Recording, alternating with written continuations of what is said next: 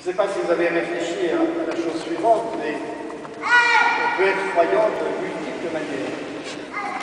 On est croyant si on est chrétien, si on est musulman, on est aussi croyant de toute manière.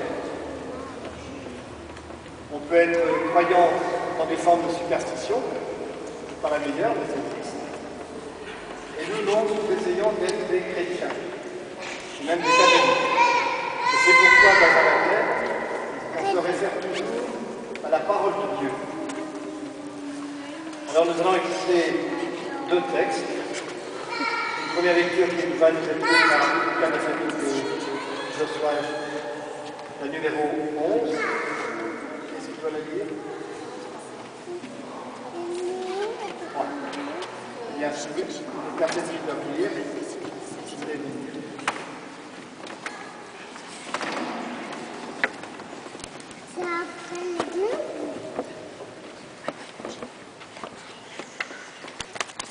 Ceux qui aiment connaissent Dieu.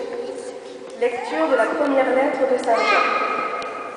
Mes bien-aimés, aimons-nous les uns les autres, puisque l'amour vient de Dieu. Tous ceux qui aiment sont enfants de Dieu, et ils connaissent Dieu. Celui qui n'aime pas ne connaît pas Dieu, car Dieu est amour.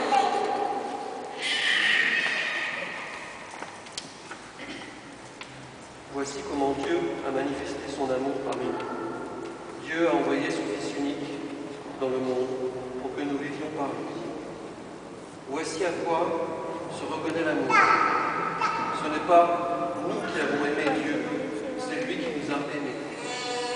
Et il a envoyé son Fils, qui est la victime offerte pour nos péchés.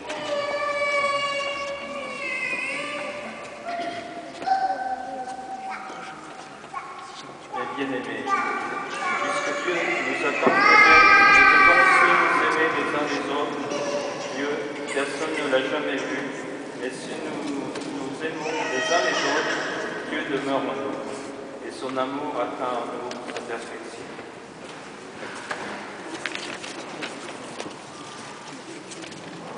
Voilà, c'est un très beau texte que celui que nous venons d'écouter de Saint Jean, qui nous rappelle en effet quelque chose d'un peu surprenant quand il est dit que ce n'est pas nous qui avons aimé Dieu en premier, et c'est lui qui nous a aimés. C'est une vérité importante, et en fait elle se comprend bien. Si je prends par exemple l'image des parents et de leurs enfants, il est bien vrai que les premiers à aimer sont les parents, et le fruit de leur amour est l'enfant. Ce n'est pas l'enfant qui aime le premier, mais ce sont bien les parents. Et bien nous sommes invités de la même manière à voir que ce n'est pas nous, les créatures, si on veut, qui aimons Dieu en premier, c'est Dieu lui-même a été le premier à nous aimer. Et son amour, c'était de nous donner son Fils Jésus. Alors, en baptisant aujourd'hui ces enfants, nous souhaitons qu'ils découvrent que Dieu les aime et que cet amour les fera grandir dans toute leur vie.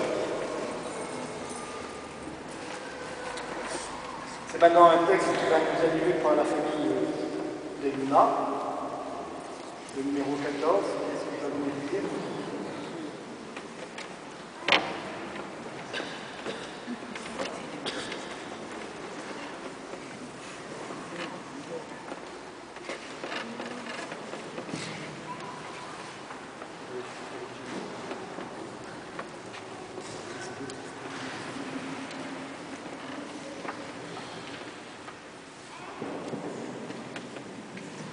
Cet évangile que nous allons écouter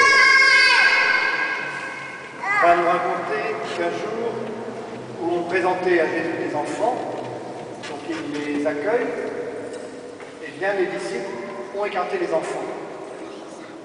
Et Jésus s'est fâché, il a dit non, laissez les enfants venir à nous. Et après il va dire pourquoi. Alors c'est vrai qu'il nous arrive quelquefois de dire aux enfants, oui, on leur dit, mais allez donc jouer dehors. C'est pas méchant, mais ce que Jésus va nous faire comprendre, c'est qu'il nous les donne en exemple. L'évangile de Jésus-Christ selon saint Marc. On présentait à Jésus des enfants pour les lui faire coucher, mais les écartèrent vivement. Voyant cela, Jésus se fâcha et leur dit: Laissez les enfants venir à moi. Ne les empêchez pas, car le royaume de Dieu est à ceux qui leur ressemblent. Amen, je vous le dis. Celui qui n'accueille pas le royaume de Dieu à la manière d'un enfant n'y entrera pas. Il les embrassa et les bénissait en leur imposant la main.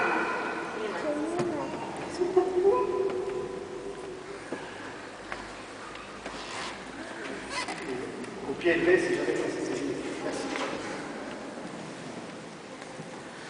Voilà, Jésus qui nous fait comprendre que pour accueillir le royaume de Dieu, il faut le faire à la manière d'un enfant. Pourquoi? Parce qu'un enfant, spontanément, c'est quelqu'un qui fait confiance. Je crois qu'un enfant ne peut que faire confiance en ses parents. Eh bien, Dieu nous invite à avoir vis-à-vis de lui une même confiance. Et puis un enfant, ça ne calcule pas. Un enfant, c'est quelqu'un de spontané, de vrai. Et ce sont ces qualités que le Seigneur voudrait que nous gardions.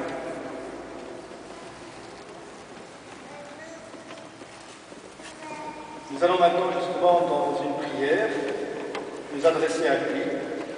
Il va y avoir 5 intentions. Dans chaque famille, il doit en lire une ou 2. Et nous chanterons un refrain. Sûr de ton amour et fort de notre foi, Seigneur de Dieu.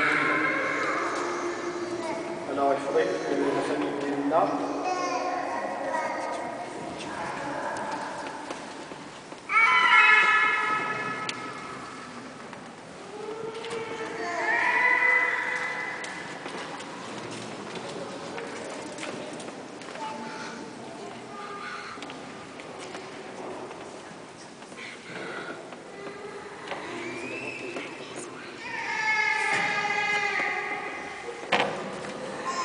le refrain que nous allons essayer de chanter ensemble.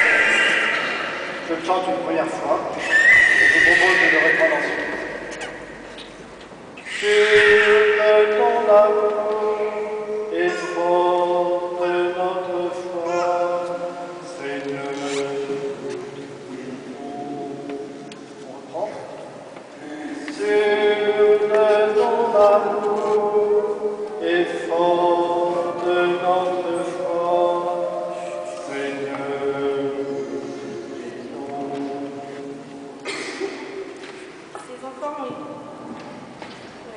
Ces enfants ont été marqués du signe de la croix, pour qu'ils soient fidèles au Christ tout au long de leur vie. Prions le Seigneur. Sûr de ton amour et fort de notre foi, Seigneur.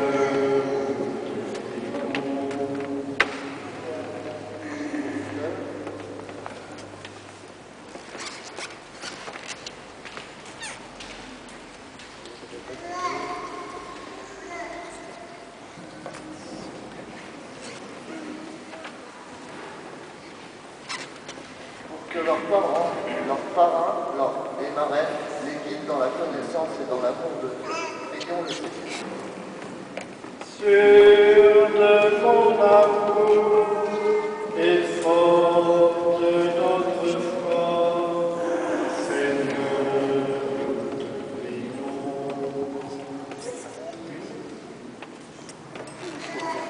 Pour que tous les baptisés, formant un seul corps dans le Christ, vivent dans la même foi et la même charité. Prions le Seigneur.